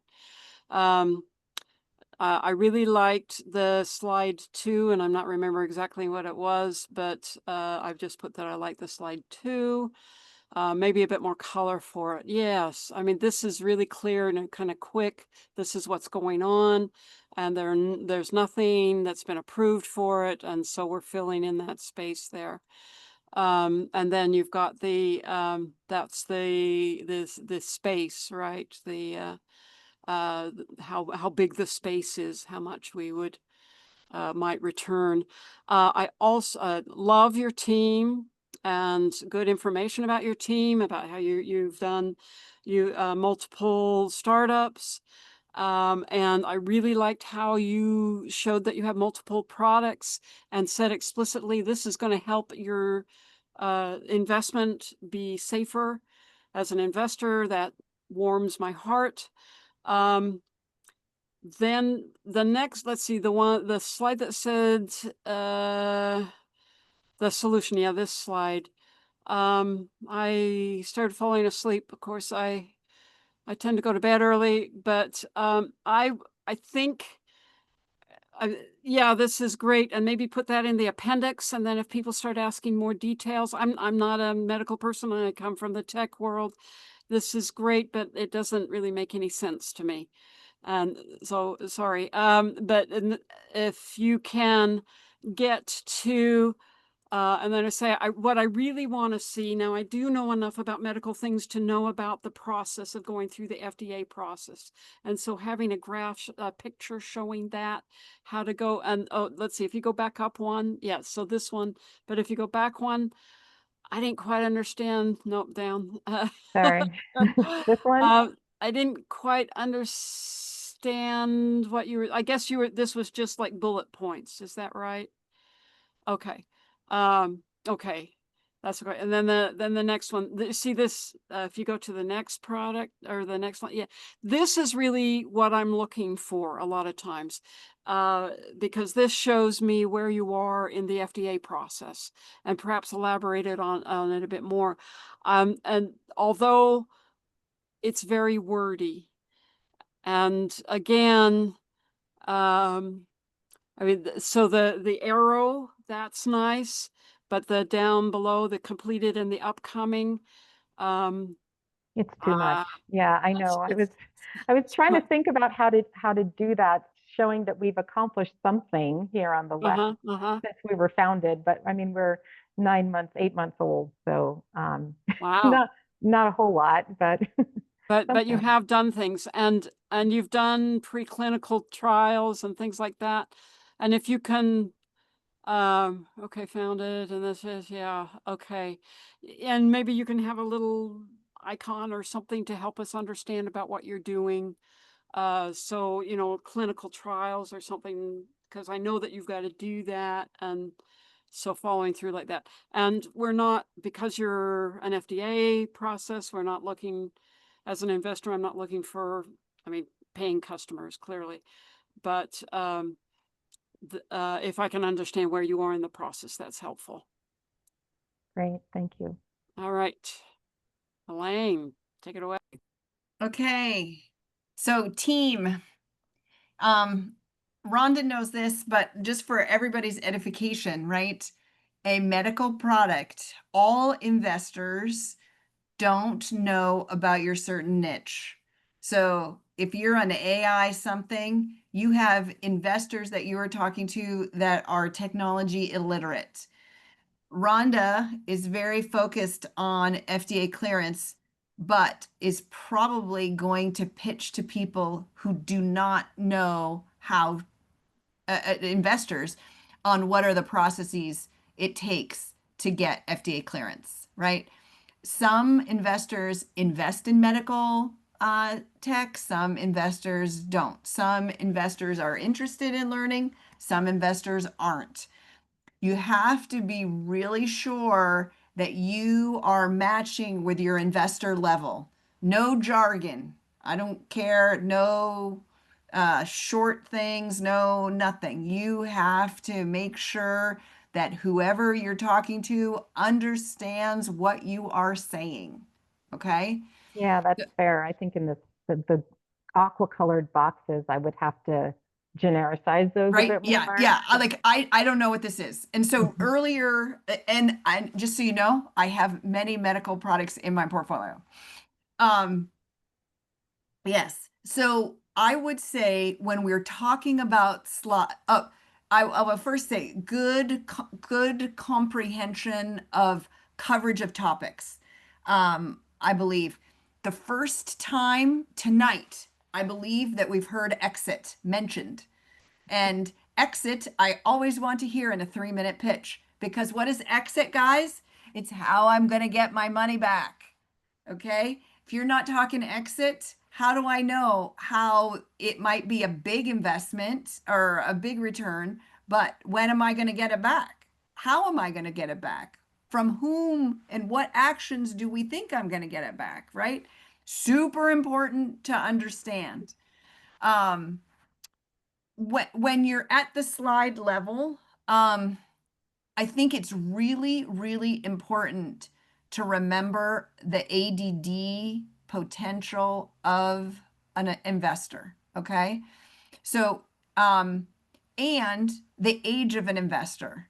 Like, what font size should you be having if you want me to be reading your slides? So, this slide to me, team, looks like a slide that Rhonda might use in a handout, but not a slide that she is going to have in a 3-minute pitch. Because what does Rhonda want me to do? Rhonda wants me to listen to her and make sure that the slide reinforces the 2 or 3 points that she's talking about. I have no idea on this slide where Rhonda wants me to focus. And there are so many words on this page, I am lost.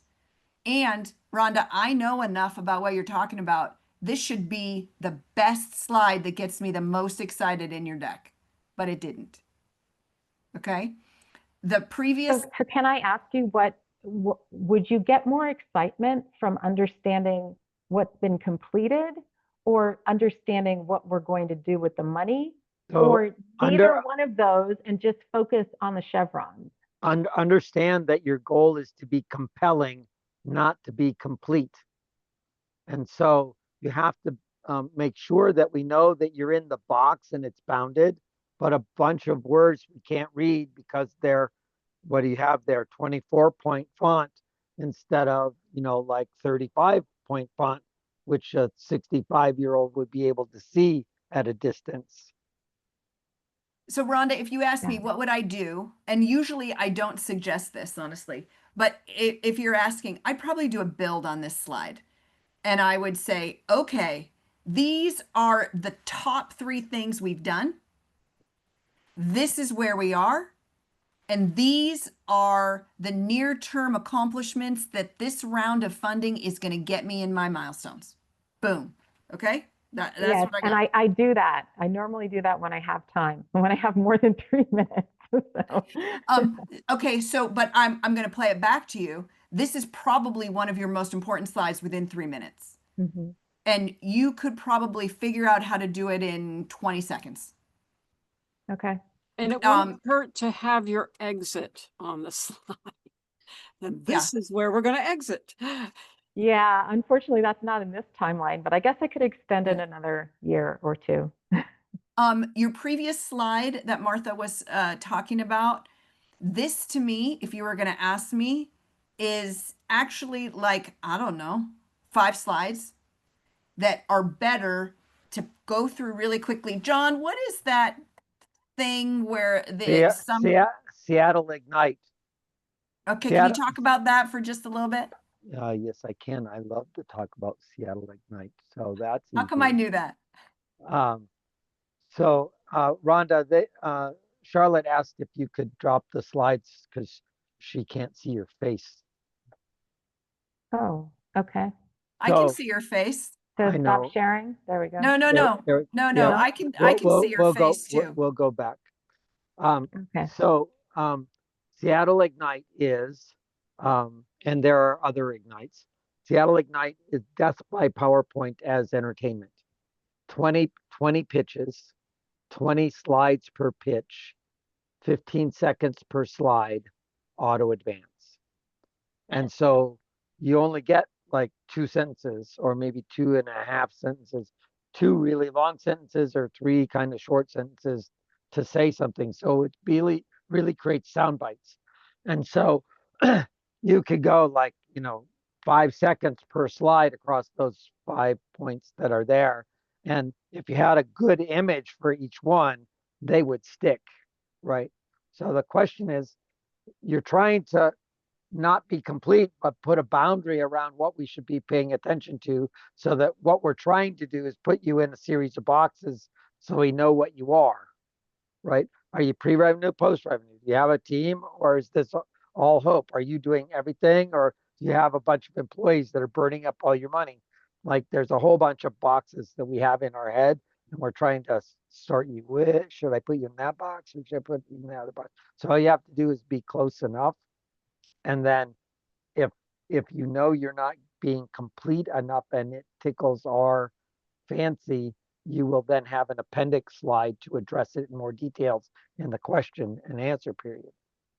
So the problem with the current slide is should I share again so everyone can see what you're talking about? I remember it, but yes, please share. The problem with the current slide is that now you've lost me. Like I am like I'm following the breadcrumbs and I get to this point and I don't know what you want me to take away. There's all of this different stuff. I'm bouncing around. I remember you talk about patents. That's an important thing. Why don't patents have its own slide and you just talk about that for 10 seconds and you move on, right? So to me, you take the important things out of what you want to be talking about and you hit them, boom, boom, boom. And the big visuals will help me remember. This is just a combination of things that I won't remember. And importantly, she was not listening to you while she was trying to figure out the slide. Yes. No, understood. and then again, this is not just for Rhonda, this is for everybody. By the time Rhonda is moving on to the next slide, I'm still trying to figure out this slide, right? Yeah. So I'm really not listening to you. And it's just kind of like, so it is super critical for you. Like I think about it is, do you remember, and maybe you guys are all too young that you might not ever remember those, but there used to be flip books and there would be flip books and it would be pictures and you would flip and things would change. So there's just like one little difference on each slide, and it's the story. And so if we're dropping breadcrumbs to make sure every slide you don't lose me, right?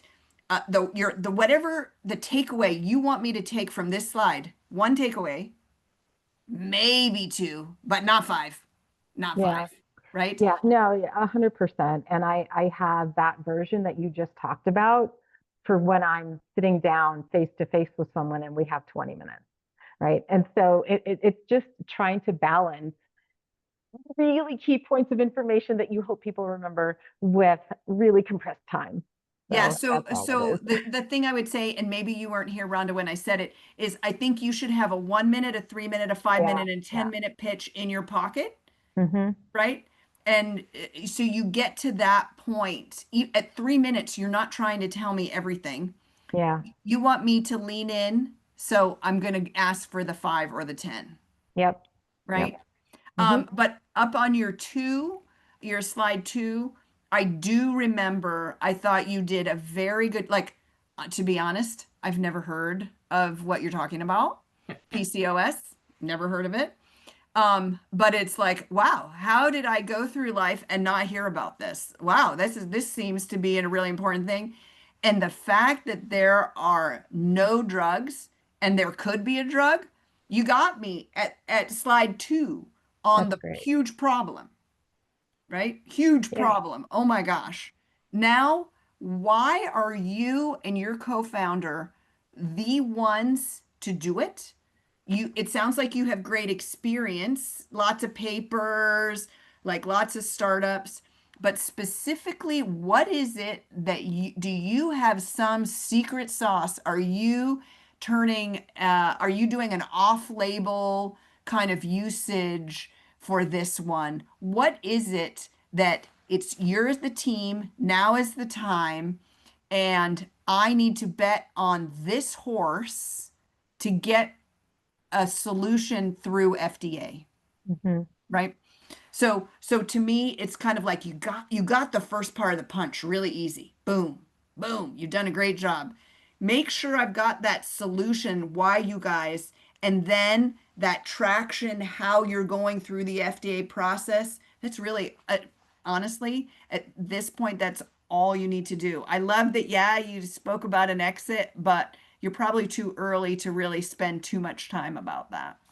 And guys, I would say the broader other thing that I thought Rhonda did really, really well, and you will all struggle with this, is that you do not want to seem like a one-trick pony to investors. But if you are focused on, if you're not focused, we won't invest in you because you're all over the place. So how you tell that delicate balance of you intend to have a product line, but you need to focus. It's kind of like in a baseball analogy, you have got to get to first base before we talk about third base or home runs, right? And so being able to do this helps. Now, Rhonda, this slide didn't help me get to that point because now I see what GLP-1, well, that's a whole different market and there's a lot of players involved. See, now my ADD's kicking in. What is she talking about in GLP-1? If this is the one she's talking about, why is it number 2? Why does it have a smaller arrow? I don't know what these titles mean, blah, blah, blah. So again, that's where my brain went. And so I didn't understand what the rest of those things were.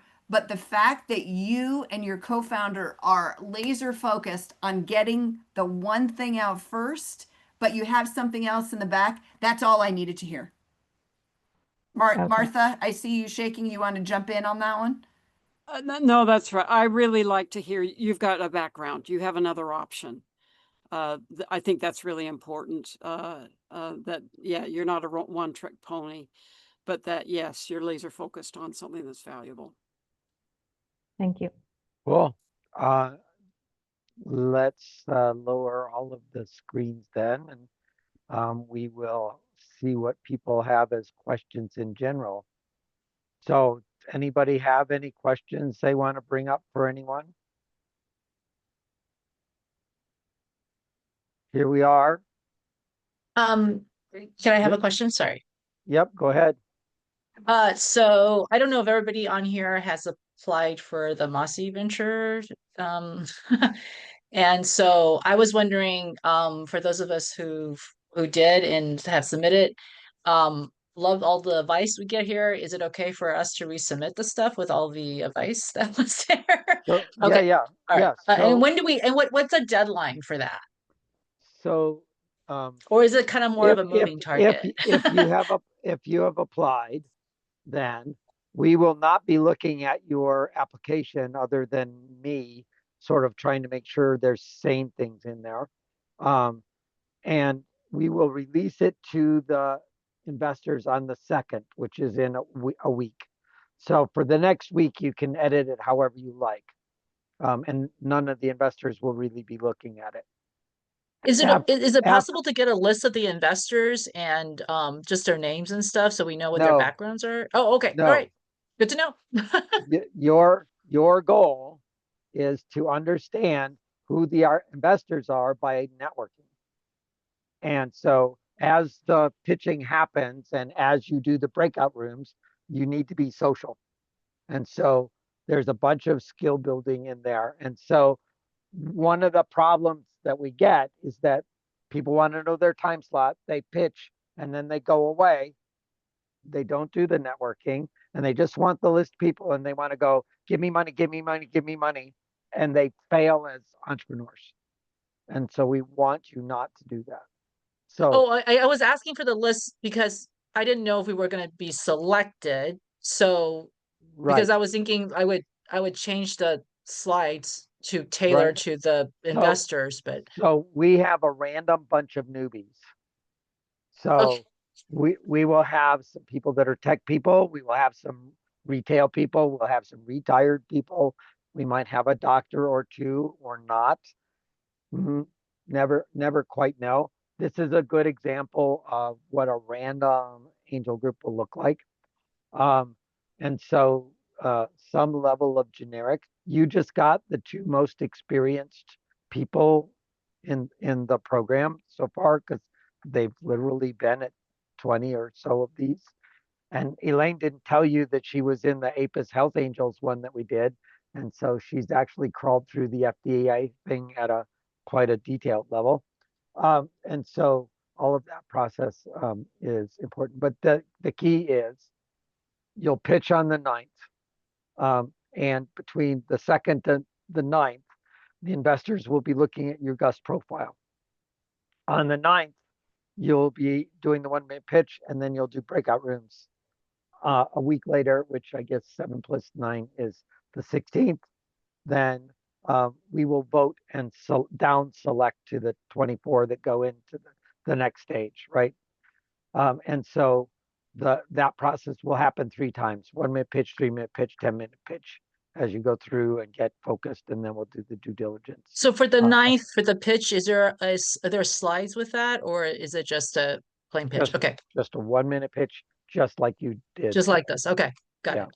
And then the 3-minute pitch, you should in your breakout room get questions that are useful to adapt and answer in your 3-minute pitch.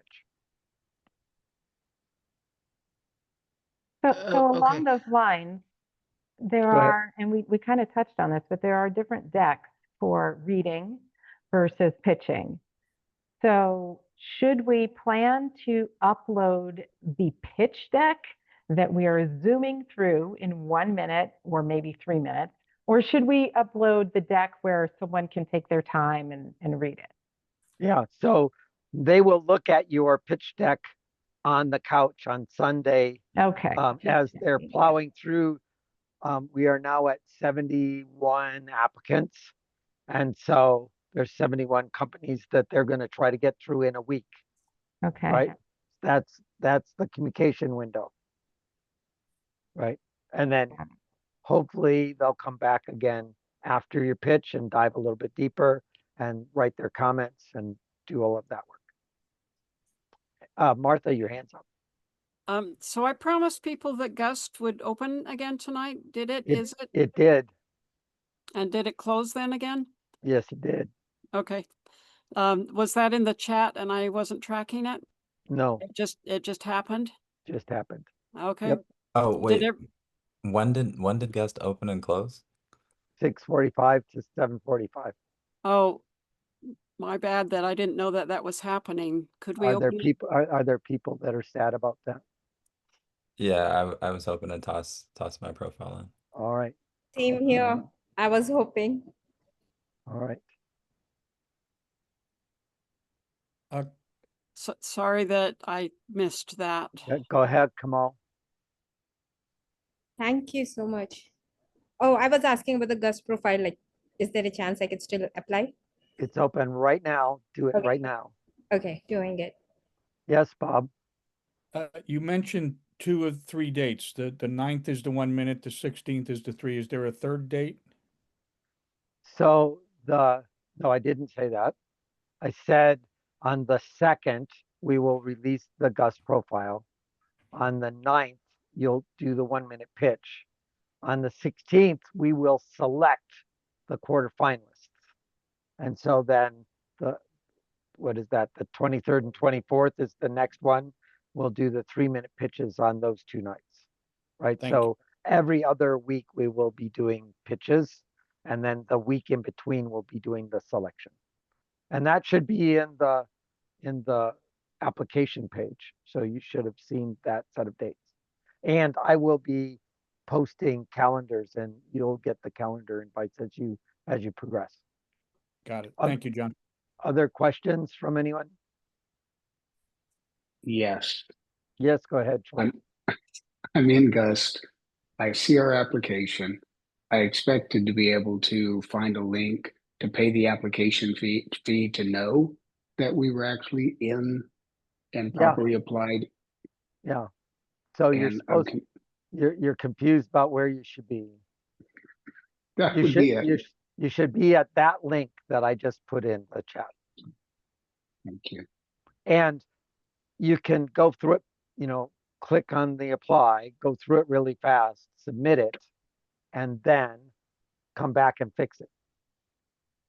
Yes, John.